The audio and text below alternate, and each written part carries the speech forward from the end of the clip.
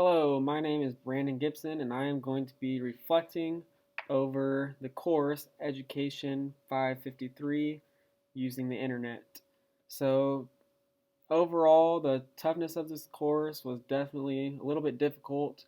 Um, I think coming in for me, I was used to the regular 8-week courses, and this one was a 4-week cohort course. So, that was a change I had to adapt to. I wasn't used to having things due during the week, 2 discussion boards each week. I was used to having everything due on the weekend. So I really had to adapt, especially since I was teaching during the week. I had to make the time to make sure that I got my work done. Um, Another thing coming into the course, I definitely had goals for myself. I wanted to take this course because technology obviously is a huge factor in today's education, especially with the pandemic. All educators had to use technology to meet the needs of our students when we couldn't meet in person. We had to do it remotely. So coming in, that was kind of my goal, was to spread my horizon when it comes to technology and kind of get out of my comfort zone a little bit. Find tools that maybe I wasn't aware of before that could help me better engage and teach my students effectively. Now that this course is winding down, I can reflect back on my learning, and I believe there's definitely evidence that I have been learning through this class. The main project that shows evidence of using technology tools that I'm not used to would be our Weebly curriculum unit. And building this website was definitely fun and definitely challenging as well. I had not used a lot of those features. I have made a Weebly before in my undergraduate program at Peru State. However, I had not done some of those components, such as the Google Calendar. That's something that was new to me, so putting that in there was new. Um, just doing that, all the links and embedding the videos, that was new to me. That's something that I really haven't done before. I'm used to just throwing the link in there. So actually having the opportunity to embed that video, I think it makes it a lot easier when you can embed it so you can view it from that platform instead of having to pull up different tabs and open new windows to view those things. I think it just makes it a lot easier to do it that way. The Webquest was another component of our Weebly that was new to me. I have not ever done a fully online unit before with my class. So developing this part was actually one of my favorite parts of the whole Weebly. Um, for my Webquest, I did a little project called Quadrilateral City, which required my students to explore different shapes and build a whole city design plan um, using only quadrilaterals. And then they, of course, had to take into consideration the different characteristics of the shapes, and they had different requirements as well. And then they also had to prepare a speech that they would present to the townspeople as to why they should vote on that student's design plan for the city. So that was actually a really fun activity. Another component that was new to me was the digital citizenship lesson. I have not done a digital citizenship lesson outside of Common Sense Media. This is the first time creating a lesson that was outside of that realm. So overall, the Weebly was just a great experience, and I think that that project encompasses, a kind of the overall experience of this course, just using multiple different kinds of technology, incorporating it into one unit, and allowing our students to also have those same experiences. As a learner in this class I believe has transformed me in the sense that I believe as a learner you always have to have an open mind. Coming into this class, as educators, we're used to using the same traditional tech tools. We don't really like to explore new things usually. We kind of usually use the same tools over and over again. So coming into this class as a learner, from the learner side of things, I thought that I just had to have an open mind And I hope that my students feel the same way. I hope when I present them with new tools that they have an open mind and they're willing to, try to figure things out. It just takes time to really explore and navigate these sites to see what they have to offer. So that was one area that I thought as a learner that I definitely had to have coming in, having that open mind. From the educator side of things, I thought that when it came to my outlook on technology, it kind of changed throughout this course because this course gave me the opportunity to take the time to explore those things. So I'm able to create better assignments and have better discussions using the different tools that I picked up on in this class. And it kind of relates to the learner side of things too. As an educator, you don't want to do the same things over and over and over and over again. Those things get very boring. It's our job to keep our students engaged and motivated, um, and be a part of their learning. So being able to experience these different tools, I think is going to benefit not only me but also my students because I'm going to be able to differentiate and individualize their learning. I can use these different tools to meet the needs of my students and also give choice. There might be a project that we do where I give the students choice if they want to use Padlet, if they want to use Flipgrid, if they want to use Voki.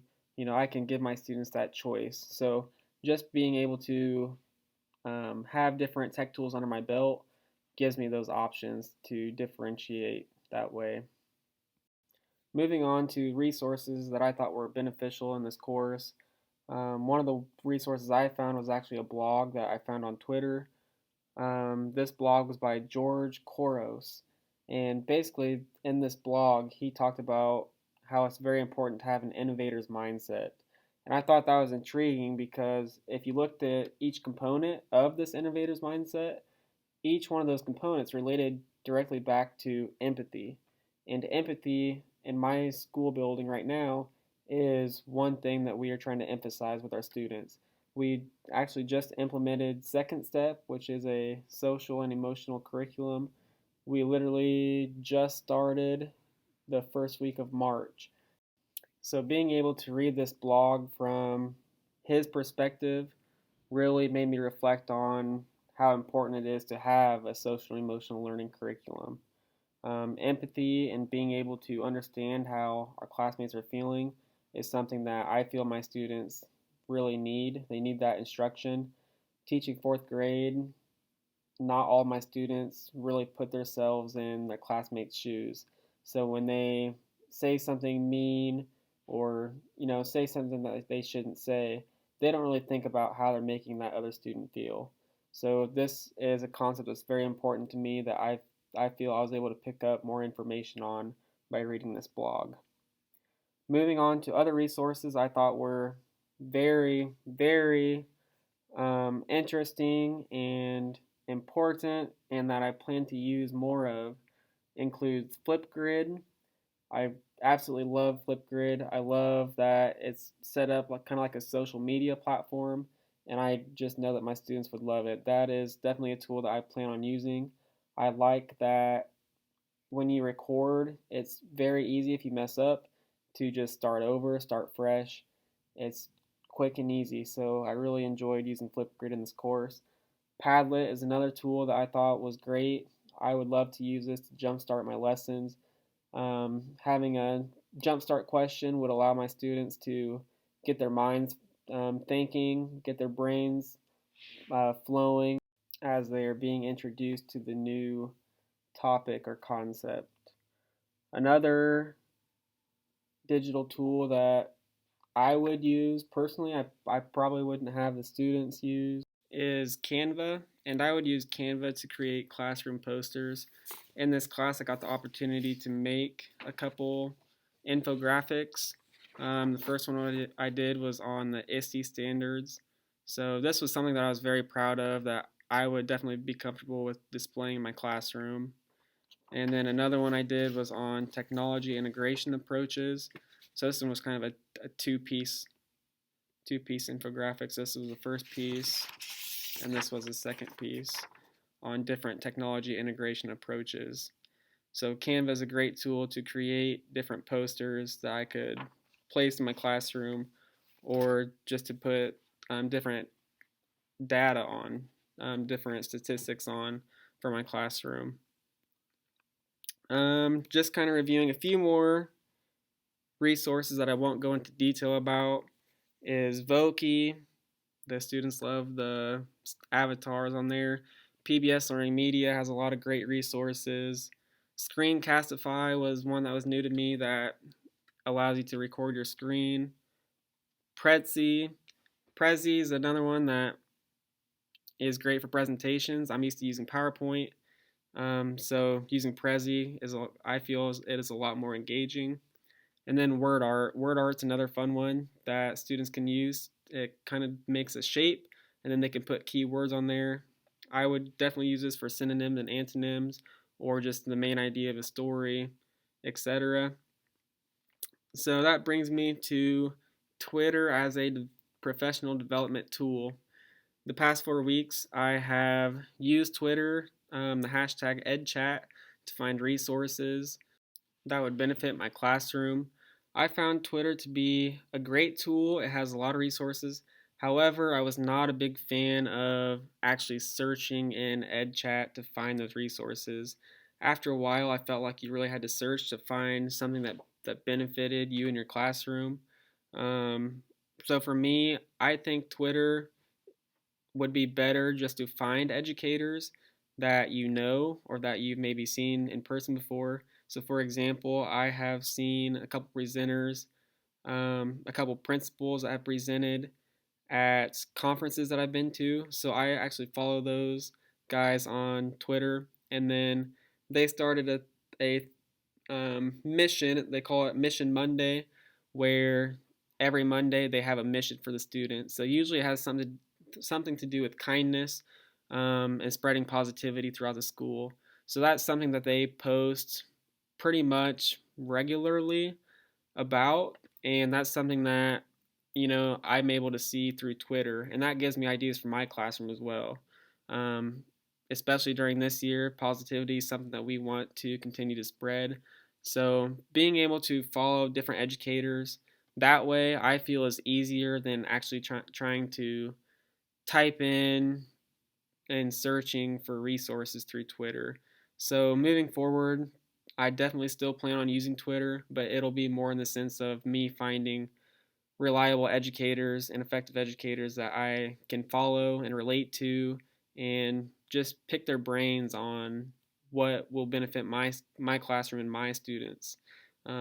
Students have different needs, so I definitely want just to be able to relate to someone that I can help benefit my students with. Overall, I feel this course has been a great course. I truly feel that everything we've learned in this class has been beneficial, especially with the last year that we have experienced with the pandemic. I cannot stress how important technology is to education, and it's only going to continue to be relied upon moving forward. So I have nothing but great things to say about this class because it pushed me outside of my comfort zone, and by doing that, I was able to pick up on a whole bunch of digital tools that I had no experience with before. And all those ones I just named and went through and talked about, those are all ones that stood out to me that I definitely will use in the future of my classrooms.